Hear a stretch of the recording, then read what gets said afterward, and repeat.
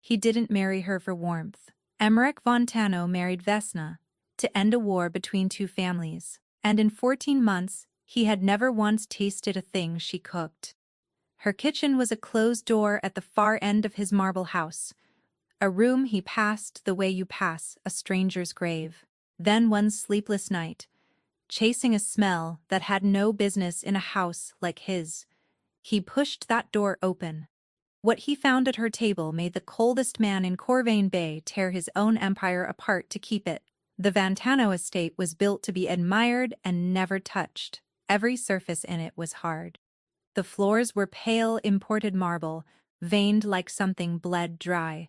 The walls were the color of bone. Even the flowers on the great hall table were chosen for their shape and not their scent, orchids.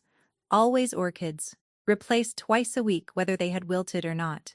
Emmerich had designed it that way on purpose.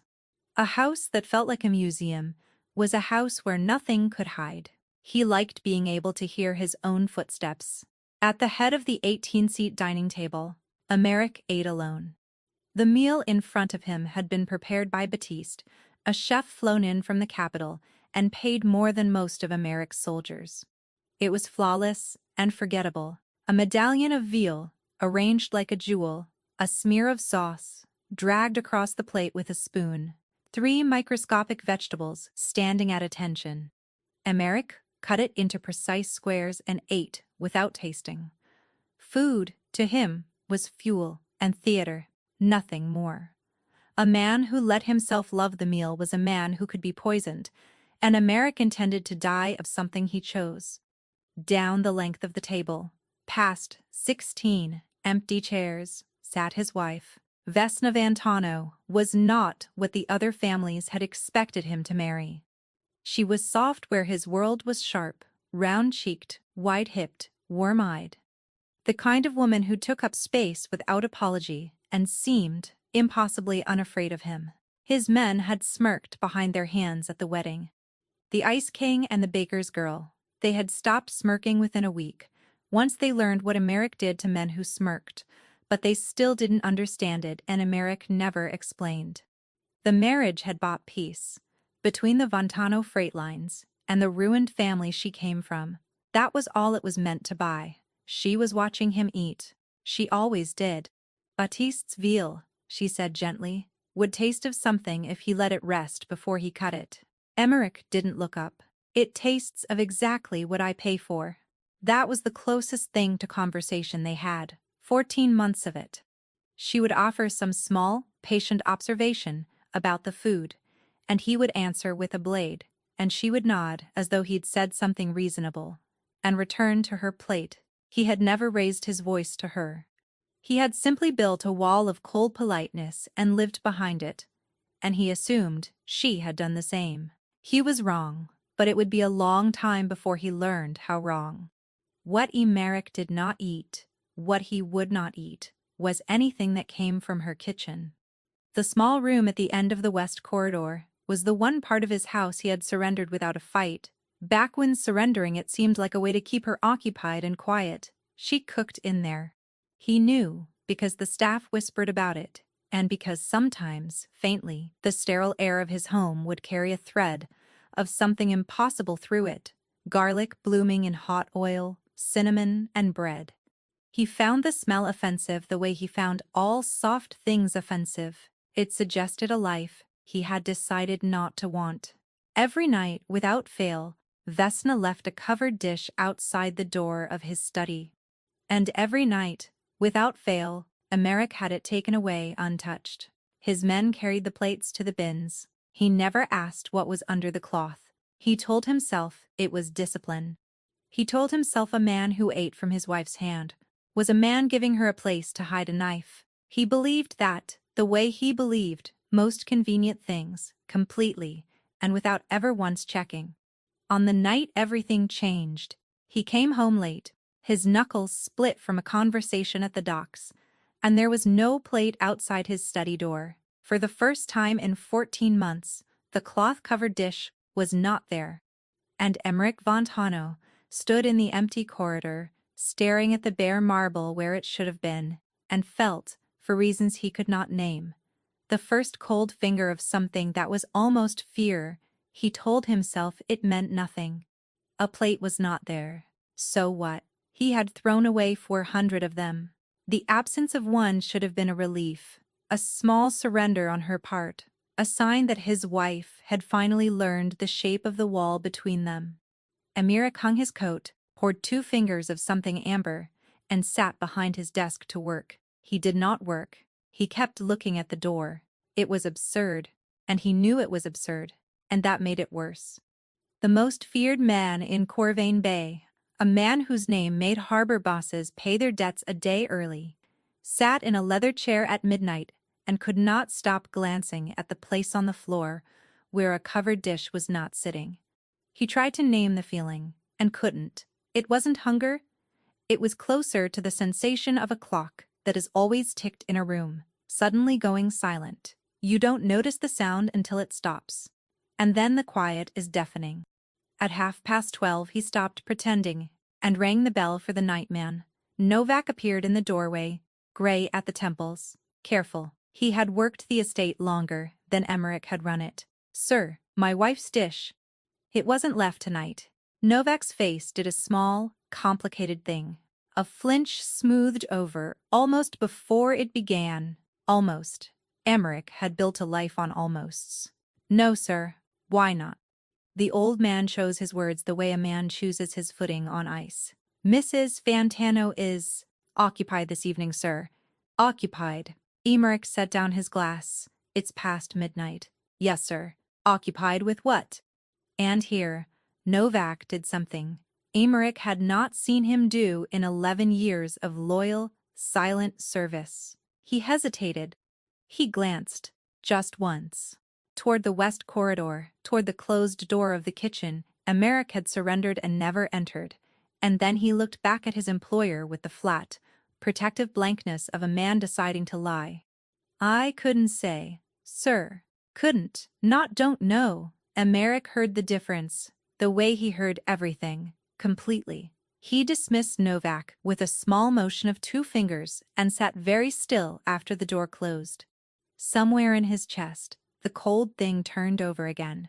His wife was awake past midnight, doing something his own nightman would rather lie than name, in a room Emeric had spent 14 months pretending did not exist.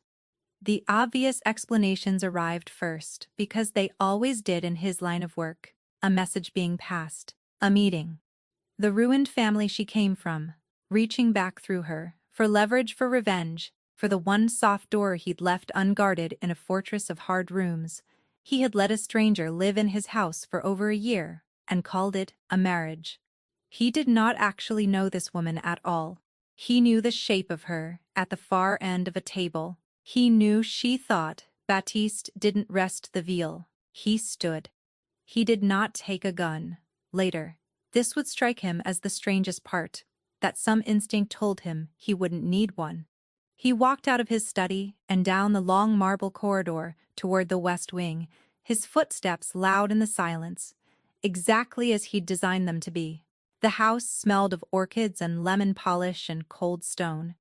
And then, as he reached the last turn before the kitchen, it didn't. The air changed.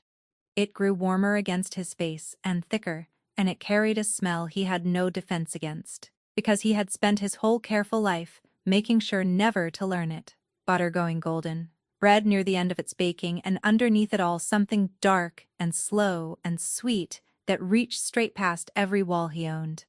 Under the kitchen door, a line of warm light glowed against the marble, and from the other side of it came a sound that stopped Emeric Vantano cold, one hand raised, not yet touching the wood.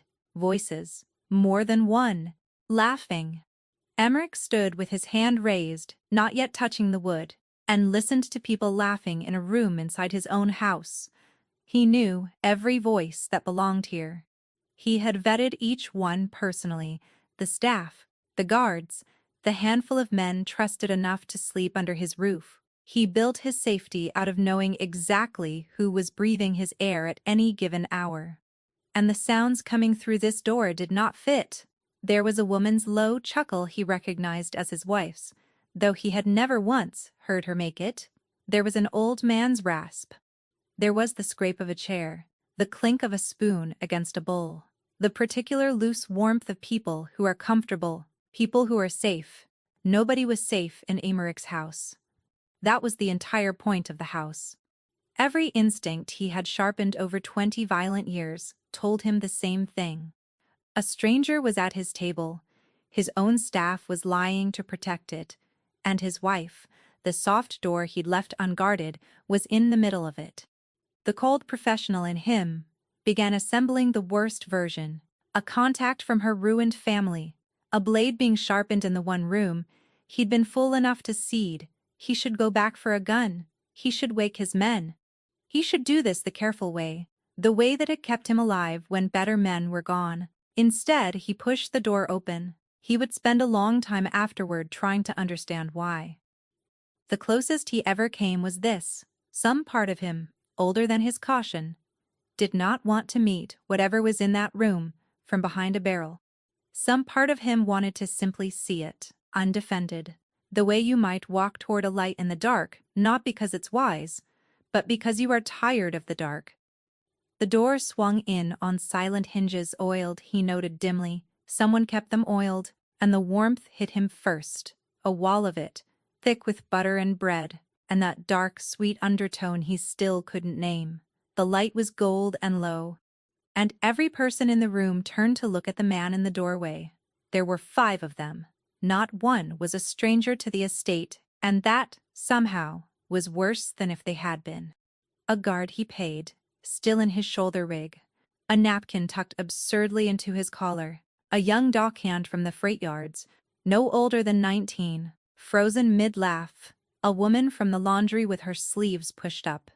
Old Novak, who had lied to his face 20 minutes ago, sitting at the corner with a bowl in front of him, and guilt all over his face. And at the far end, closest to the stove, an old man Emeric did not recognize at all. Thin, weathered, with a jaw Emeric knew from somewhere he couldn't yet place. In the center of it, at the head of a scarred wooden table that had no business existing in his marble house, stood Vesna, flour on her forearms, a wooden spoon in one hand. Her wide, warm face, open in the middle of a laugh that died the instant she saw him. For one long breath, nobody moved, nobody breathed. Then his wife set the spoon down, wiped her hands slowly on her apron, and said, not frightened, not caught, just quiet, you're early, as though he were a guest. As though this, the smell, the strangers, the second table, hidden inside his own home, were the normal thing, and he were the intrusion. Emeric did not move from the doorway. He let his eyes do the work, while his face did nothing, the way he always did, cataloging the room, the way other men breathed, and what he cataloged did not fit any of the stories he'd built walking down the corridor. This was not a museum room. It was the only living room in the house. The kitchen he had surrendered 14 months ago and never entered had become something he had no word for. It was small and low-ceilinged and gold with lamplight. Bundles of drying herbs hung from a beam. A row of copper pots, dented and clearly used, hung by size above a stove that was actually warm. He could feel it from the door. There were mismatched chairs, more chairs than the room was built for, dragged in from somewhere.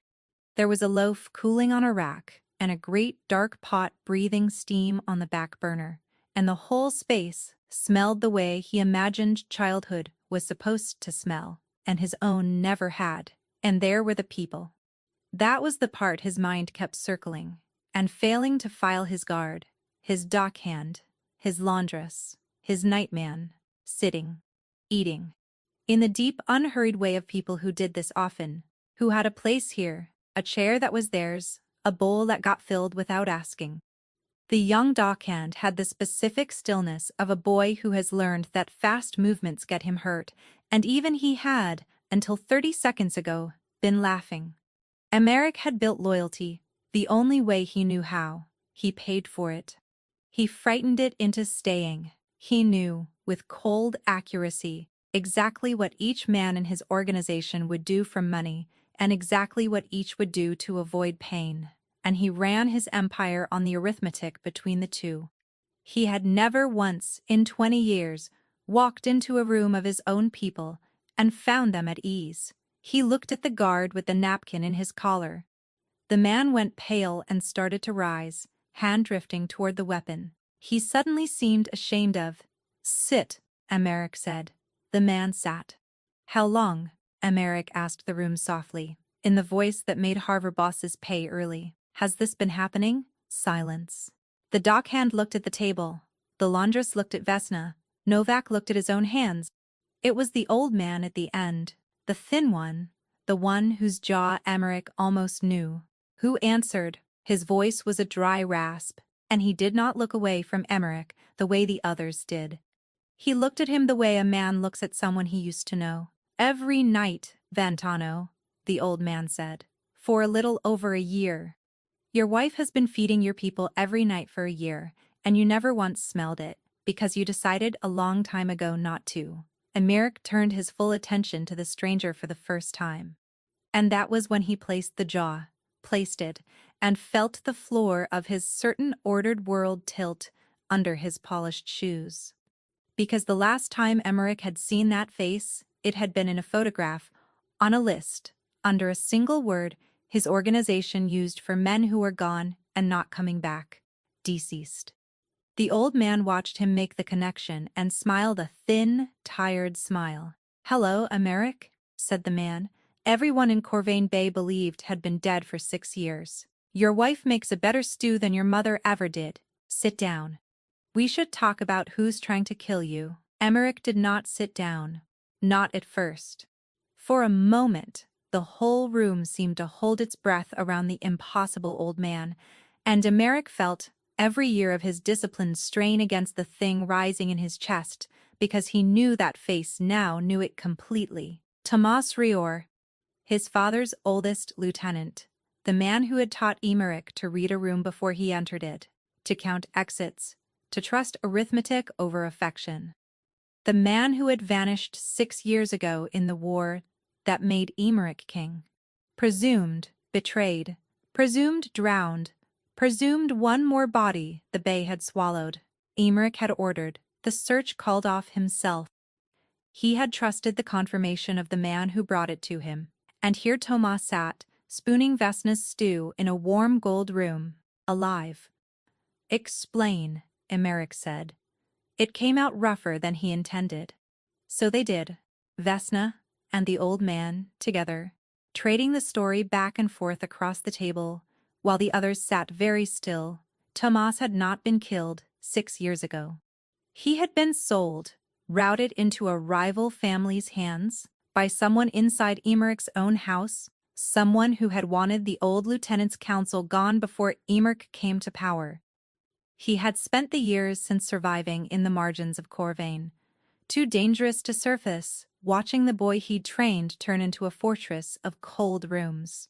He had come back into the city 8 months ago, half-starved, with nothing left to trade but what he knew, and the only door in the entire Vantano Empire that had opened to him was this one, a kitchen, a wooden table.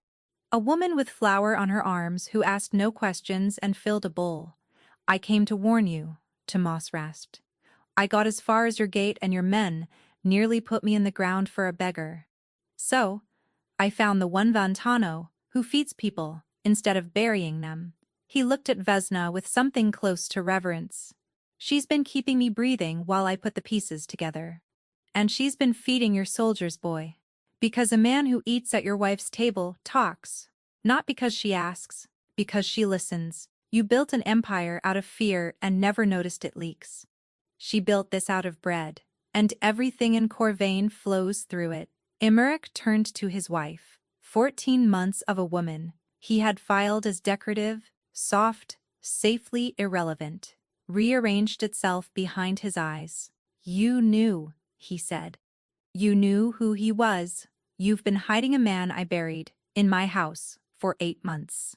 "Yes," Vesna said. She did not flinch. She never had. That, he was only now understanding, had never been, because she failed to grasp the danger. It was because she had simply decided, long ago, that some things were worth more than being safe. You'd have shot him at the gate before he could say your father's name. So I fed him instead. And I fed your men, so that when the day came that you finally walked through that door, there'd be someone left in this house who'd tell you the truth. The truth, Emmerich repeated. The dockhand 19, trembling, brave, spoke for the first time. The dock, sir? There's a shipment coming Thursday that isn't yours. Men who aren't yours moving it. We've all seen pieces. We only ever say it here. He swallowed. Because here it's safe to say it. And there it was. The thing his money and his fear had never once bought him. Sitting in a room he'd been too proud to enter. The truth, freely given, over a bowl of stew. Someone inside his organization was moving against him. Someone who had done it before, 6 years ago, with Thomas. Someone close enough to route a shipment through his own harbor on a day he didn't know about. And the only reason Emmerich was hearing it at all was that his overlooked, dismissed, soft wife had spent 14 months building the one thing he had never fought to build, a place where his people were loved enough to warn him. Emmerich looked down the length of the warm little room, at the guard, the laundress, the boy, the old dead man, made living, and last at Vesna, standing at the head of her table, with a wooden spoon and flour on her arms, watching him with those wide, unafraid eyes. For the first time in the 14 months of his marriage, for the first time, perhaps, in his whole armored life, Emmerich Fontano pulled out a chair. "Tell me everything," he said, and sat down at his wife's table. "Start with Thursday." He sat, and the room slowly began to breathe again around him. Vesna filled a bowl without being asked, and set it in front of him. Dark stew, a torn heel of bread beside it, and Emmerich looked at it for a long moment the way another man might look at a live wire. 14 months of throwing her plates in the bin, and here it was in front of him again, steaming, unavoidable. He did not pick up the spoon, not yet. He had questions that mattered more than his pride, and only one of them was about Thursday. "Why?" he said. He looked at his wife when he said it, and the word came out stripped of the cold he usually wrapped around everything. "Not the shipment, you. You had every reason to want me dead. I ended your family. Your name is only Vantano, because mine erased what you were born as. And instead of putting a knife in me some night, you've spent a year feeding my soldiers soup." He shook his head slowly. "I don't understand you. I have never understood you. Explain it to me." For the first time all night, Vesna hesitated. Then she sat down across the corner of the table from him, closer than 16 empty chairs, and she told him she had not always been soft, she said. She had been made soft on purpose, the way a stone is made smooth, by everything hard that had happened to it. She was the last of the Orini family. The name Emmerich's father had spent Emmerich's youth destroying. She had watched it happen, from the inside.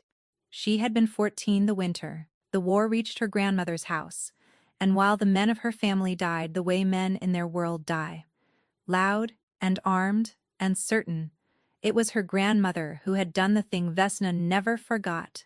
She had kept cooking. Everything was ending, Vesna said quietly. Our people were frightened and hungry, and some of them were dying, and my grandmother stood at her stove and fed every single one who came to the door, ours, and toward the end even a few of yours who deserted and had nowhere warm to go.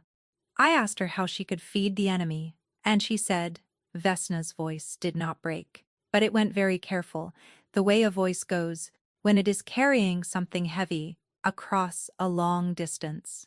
She said, a man you have fed is a man who has to decide, one more time, whether to hurt you. Most of them can't. That's the whole secret, child.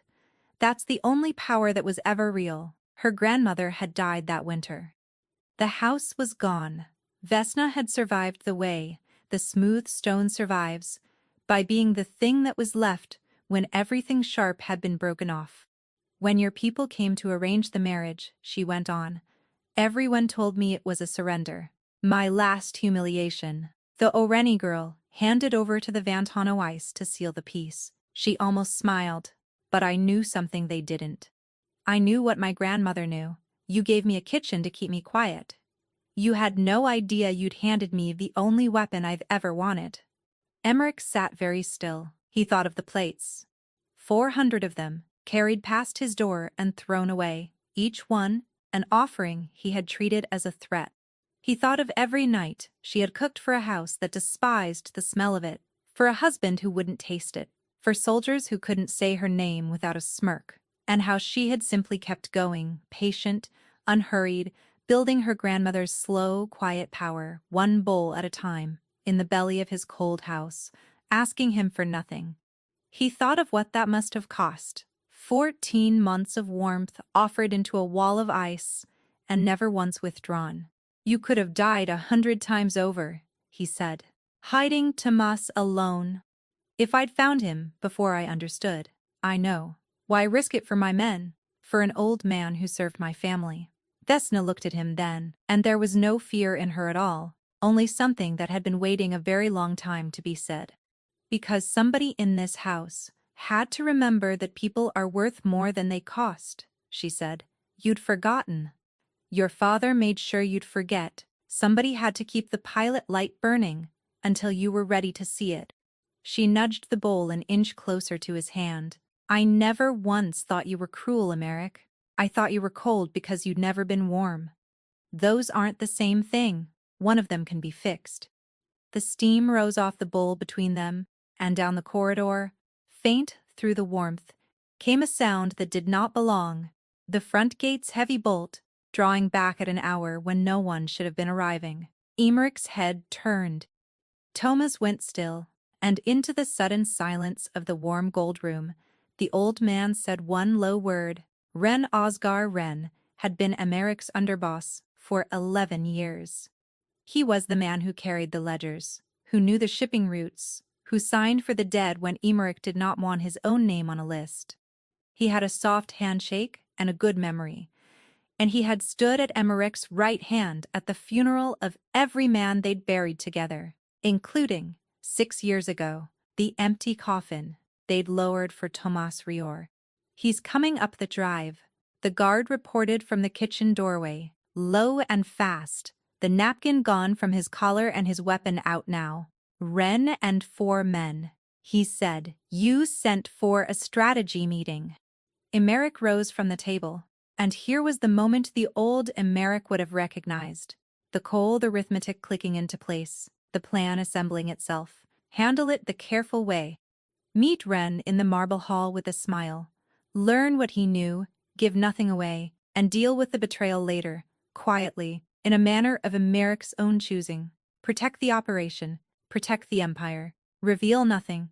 It was the way he had survived 20 years, and it would work now. He looked at the warm room instead, at Tomas, a dead man, his own right hand had sold. At the boy taller, 19 and shaking, and brave enough to speak the truth over a bowl of stew. At the laundress, at Novak, at the guard, who had eaten here and would rather die than see this room touched.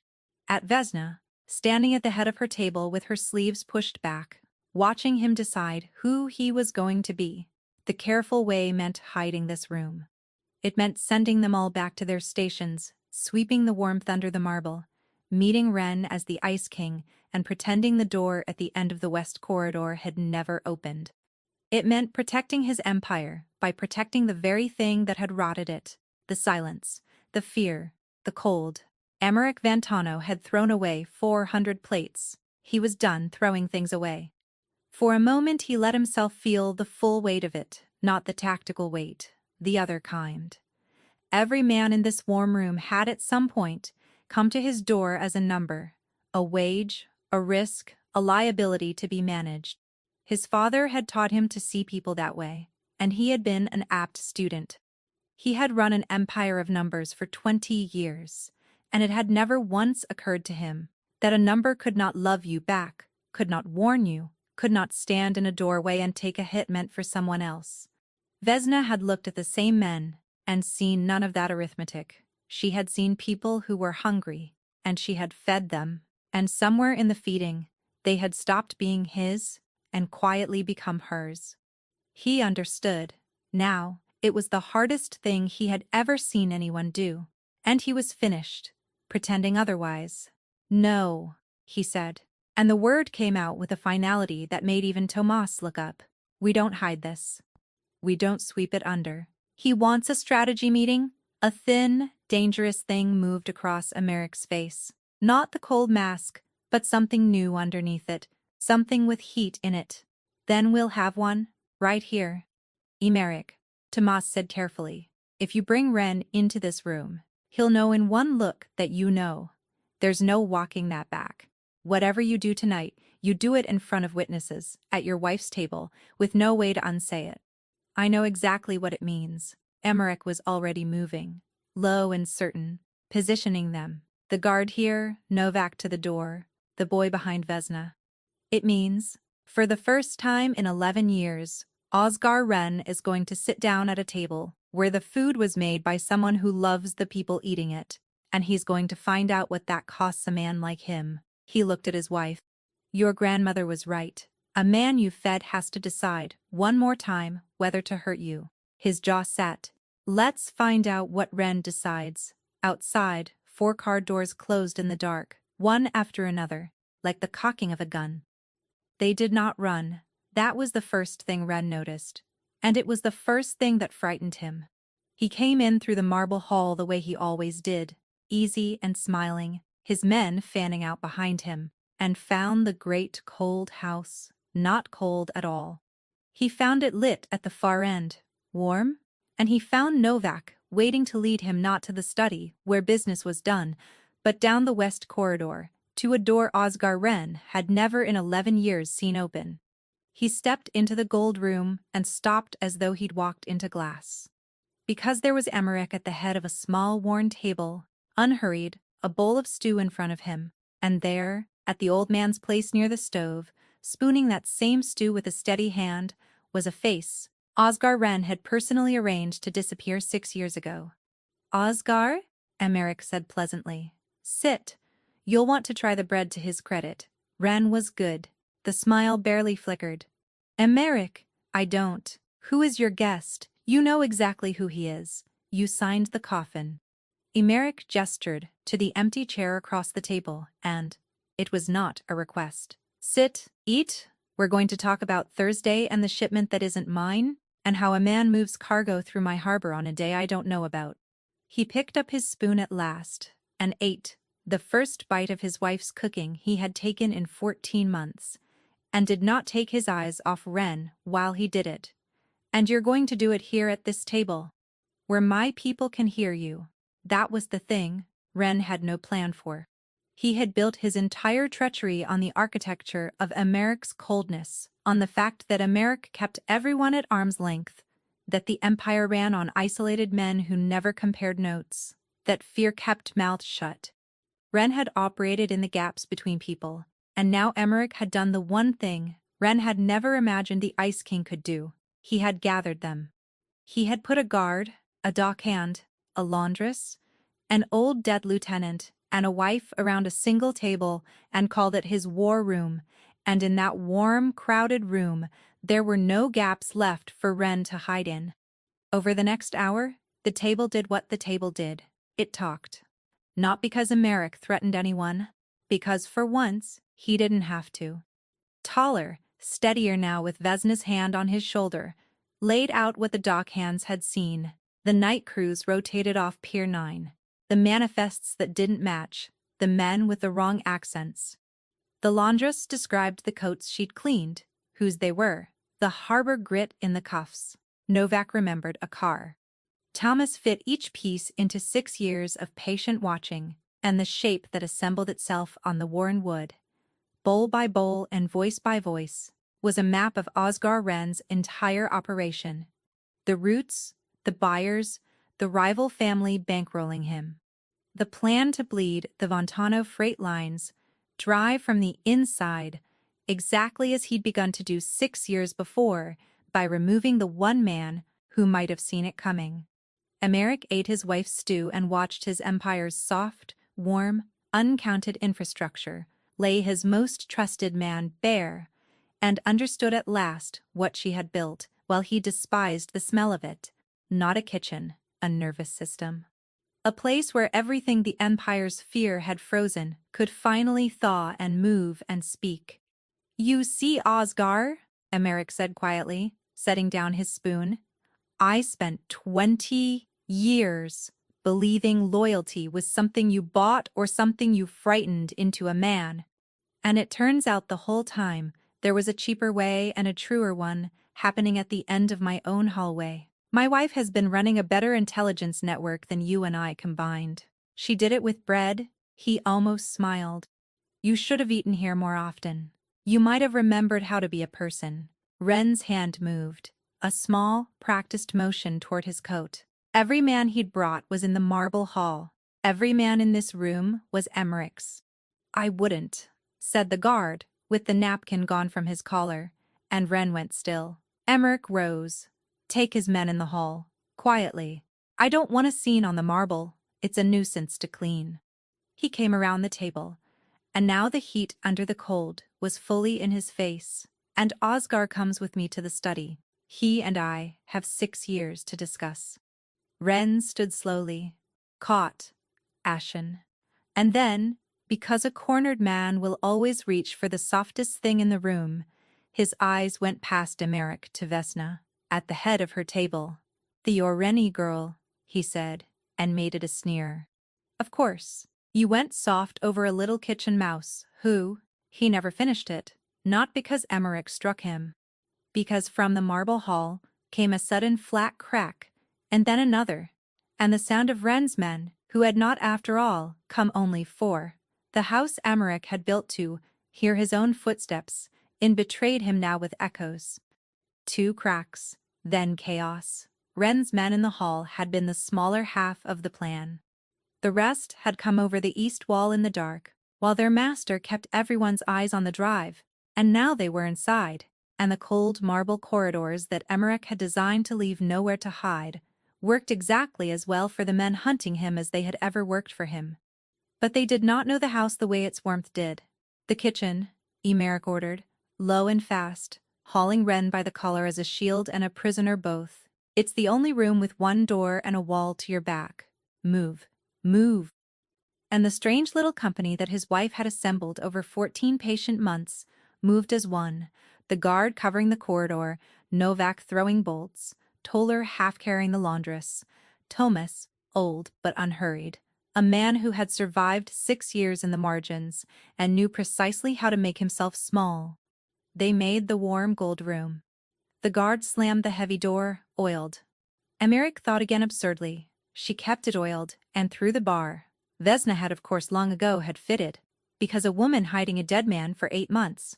Plans for the night the hiding ends. Then the fight came to the door. It was short, and it was ugly, the way real ones are. The rival family's men were professionals, but they were pushing into a single doorway, held by men who were not defending an empire or a paycheck. They were defending the one room in Corvain Bay where they had been fed without being counted. There is no one so dangerous as a person protecting the place that first made him feel like a person. And the men in the warm room stood like that, all of them. Even the boy.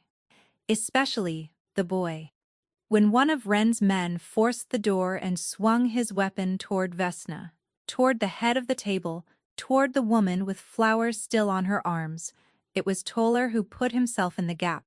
19 years old, a dockhand who, 3 hours ago, had been afraid to say a true thing out loud, standing between a gun and the first person who had ever fed him for free. He took the hit, meant for her.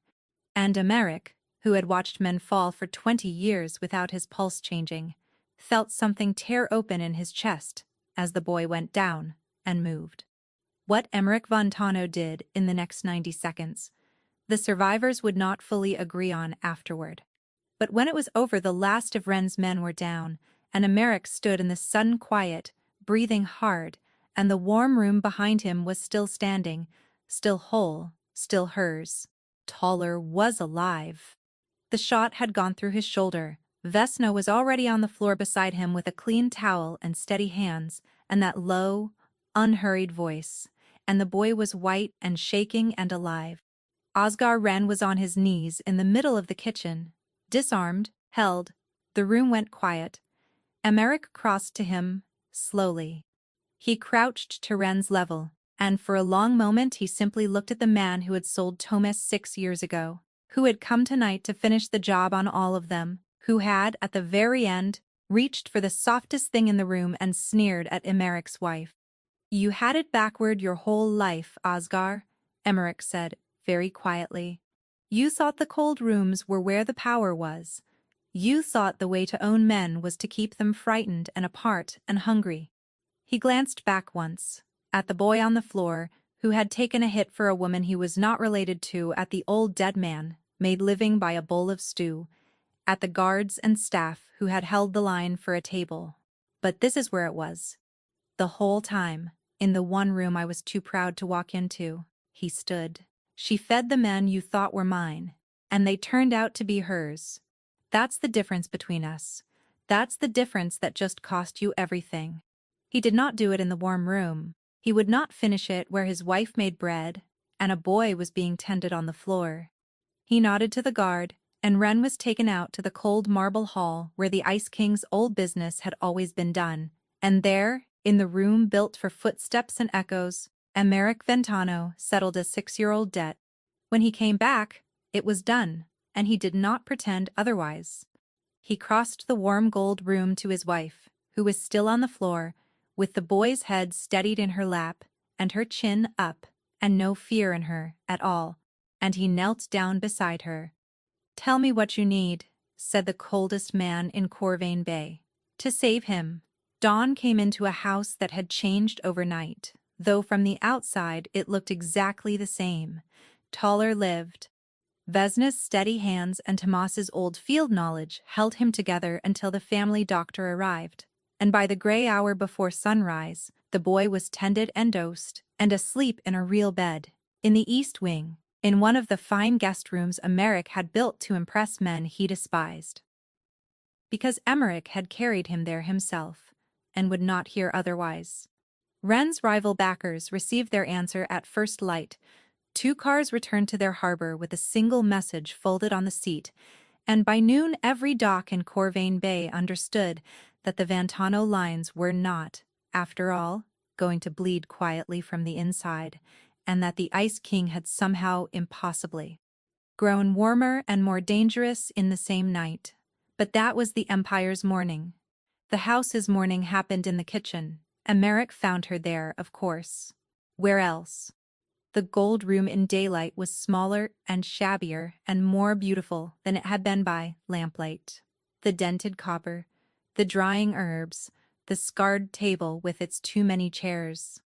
Vesna stood at the stove with flour on her arms, because the household still had to be fed, because that was the one thing that did not stop for war or grief or dawn.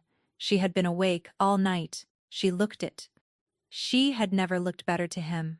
He did not know how to say what he had come to say, so he said the true thing, which he was still learning to do. "I threw away 400 of your plates," Emmerich said. "I want to tell you why, and I want you to know it isn't an excuse." He set his hands flat on the back of a chair. Her chair, the one at the head. "I was raised by a man who taught me that anything I loved was a way to hurt me. So I made sure I loved nothing. Not food, not comfort, not." His voice did the careful thing hers had done last night, carrying something heavy across a long way. "Not my wife. And you sat at the far end of my table for 14 months and offered me the exact thing I'd trained my whole life to refuse. And you never stopped, even when I was cruel, with the not stopping. Why didn't you ever stop?" Vesna set down her spoon. She came around the table to him, close, closer than 16 empty chairs, close as she'd been the night before, and she put one flour-dusted hand flat against his chest, over the place where 20 years of cold was, at long last, cracking. "Because I could feel it," she said simply, "right here, Under all that ice, still warm, just banked, like a fire someone had covered so it wouldn't go out. Her wide, unafraid eyes held his. My grandmother could keep a coal alive under 3 inches of ash for a whole winter. I learned from the best. I was never feeding your soldiers, Emmerich, not really. I was feeding you. One covered plate at a time, until you were ready to lift the cloth. The coldest man in Corvain Bay stood in a warm kitchen at dawn, and for the first time since a winter he barely remembered, let himself be warmed. He pulled out her chair, the one at the head of the table, and he held it for her, the way, in 14 months, he had never once thought to do. And then he sat down in the chair beside it, in the seat that had been empty, the one that was, it turned out, always his. Teach me the bread, Emmerich said. Start with why Baptiste never rests the veal. And Vesna Vantano, the last of the Orini, the girl from the burned house, the woman his whole world had dismissed as soft, laughed her low, warm laugh, the one he now got to hear every day for the rest of his life, and reached for the flower. They never did eat in the great marble hall again. The 18-seat table went into storage. The orchids stopped coming.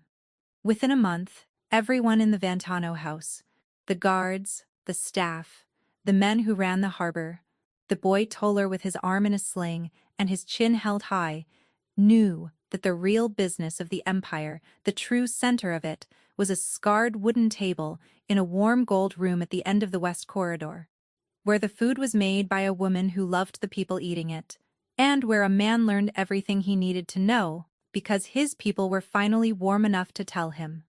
Thomas Rior came back from the dead officially and sat at his old lieutenant's place and taught the boy Toller to read a room. Emeric Vantano ruled Corvain Bay for another 30 years, and was feared and was also, quietly, to the astonishment of everyone who had known his father loved. And every night of those 30 years, without fail, he ate at his wife's table. He never threw away another plate, because Emmerich didn't win. The night Osgar Wren came over the wall. He won the day he finally opened a door he'd kept closed for 14 months and found out that while he'd been building a fortress out of fear, his overlooked, dismissed, underestimated wife had been building something stronger out of bread and patience. And that, my friends, is how a woman with a wooden spoon conquered a kingdom of knives. If this story warms something in you, if you believe the quiet ones are always the ones holding the whole house together, then do me a favor, hit that like button, subscribe for more stories where the overlooked turn out to be the strongest in the room, and tell me down in the comments, what was your favorite moment? The night he opened the door, the boy who took the bullet, or the cold king who finally sat down? I'll see you at the next table.